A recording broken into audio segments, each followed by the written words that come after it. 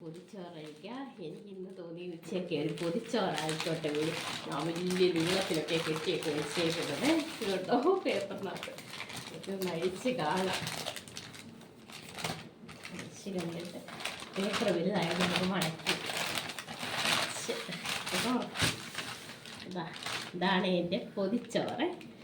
ഞാൻ രാവിലെ എഴുന്നേറ്റ് പൊതിയൊക്കെ കെട്ടി വെച്ചതാണ്. ഉച്ചക്കത്തെ എൻ്റെ ലഞ്ച് നിങ്ങളെ കൂടെ കാണിച്ചു തരാമായിരുന്നു.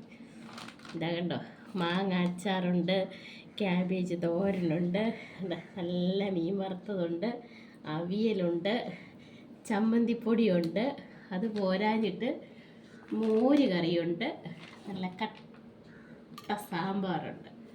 അപ്പോൾ ഇതൊക്കെ കൂട്ടി നല്ല അടിപൊളിയായിട്ട് ഞാനൊരു ഉച്ചയ്ക്ക് ഒരു ഇച്ചിരി ചോറ് കഴിക്കാൻ പോട്ടെ. ചമ്മന്തിപ്പൊടിയൊക്കെ ഇട്ട് ഇളക്കി എന്താണ് ഇച്ചിരി മുട്ട പൊരിച്ചതും ഇച്ചിരി മീൻ വറുത്തതും ഒക്കെ അങ്ങോട്ട് വെച്ച് ഉണ്ടാ.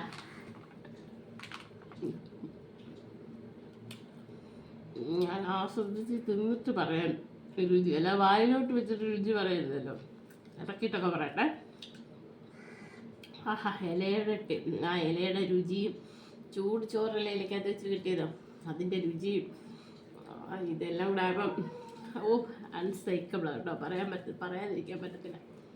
അടിപൊളിയാണ്. അപ്പം ഞാൻ കഴിക്കുക. നിങ്ങൾക്കൊക്കെ വേണോ? എളുപ്പമാ.